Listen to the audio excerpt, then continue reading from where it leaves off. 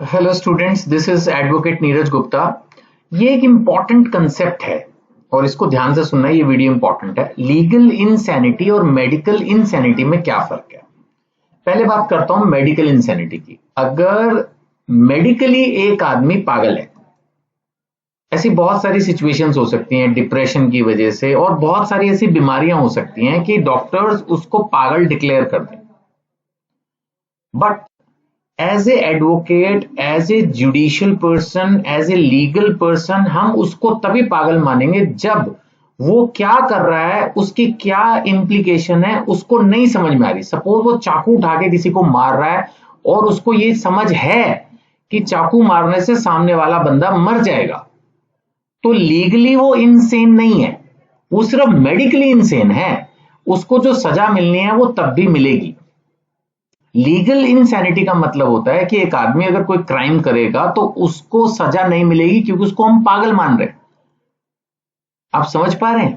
पागल, अब जैसे 7 साल से छोटा बच्चा होता है, वो पागल तो नहीं होता है, लेकिन अब उसको क्रिमिनल लायबिलिटी से फ्रीडम मिलती है। यानी कि अगर 5 साल का बच्चा किसी का मर्डर कर दे, चाहे गलती से कर दे या जैसे भी, तो उसको कोई सजा नहीं मिलती, उसको फ्रीडम है।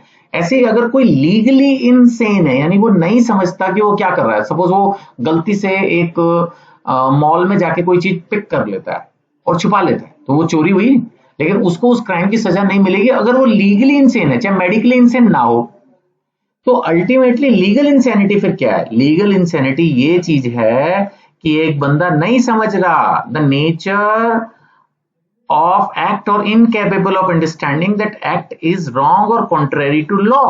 वो नहीं समझ पा रहा कि जो मैं कर रहा हूं वो कानून के हिसाब से ठीक नहीं है, वो इस चीज को नहीं समझ पा रहा। So this is basically known as legal insanity. जहां तक सवाल है मेडिकल इंसैनिटी का, मेडिकल इंसैनिटी का मतलब होता है मेंटल इलनेस है, मेंटल डिसऑर्डर है मेडिकल पॉइंट ऑफ व्यू से। यहां पर डॉक्टर ने उसको पागल डिक्लेयर किया, उनके अपने स्टैंडर्ड्स अलग हो सकते हैं, कानून अपने हिसाब से चलेगा।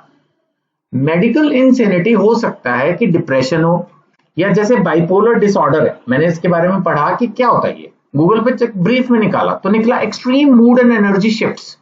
अब अगर किसी आदमी को ये प्रॉब्लम है तो उसको मेडिकली इनसेन यानी पागल डिक्लेयर किया जा सकता है। और ऐसी और भी बहुत सारी साइकोलॉजिकल इलनेसेस हो सकती हैं कि एक आदमी मेडिकली इल हो, लेकिन अगर वो अपनी वर्क की, अपनी एक्टिविटी की, जो भी वो कर रहा है, चोरी कर रहा है, थप्पड़ मार रहा है, घूसा मार रहा है, पत्थर फेंक रहा है, गोली चला रहा है, जो भी कर रहा है, अगर वो उसको समझ पा रहा है कि हाँ जो मैं कर रहा हूं ये दूसरे बंदे को हार्म पहुंचा रहा है, ये चीज को क्लियर है, तो वो लीगली इनसेन नहीं है।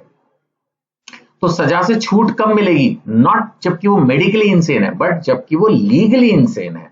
यानी जब ये चीज प्रूव हो जाए कि वो अपनी एक्टिविटी का इम्प्लीकेशन, रेपरकेशन नहीं समझता, दिमागी तौर पर उतना पागल है कि उसको ये भी समझ नहीं है, सो तब जाके उसको वो फ्रीडम मिलेगी। हम इसलिए इस कंसेप्ट को पढ़ रहे हैं कि अगर एक आदमी ये प्रूव करना चाहता है कि भाई मैं लीगली इनसेन हूं, तब कोर्ट्स उस मेंटल कंडीशन पर उसको छोड़ेंगे, नहीं तो इसमें छूटने के कोई उम्मीद नहीं है।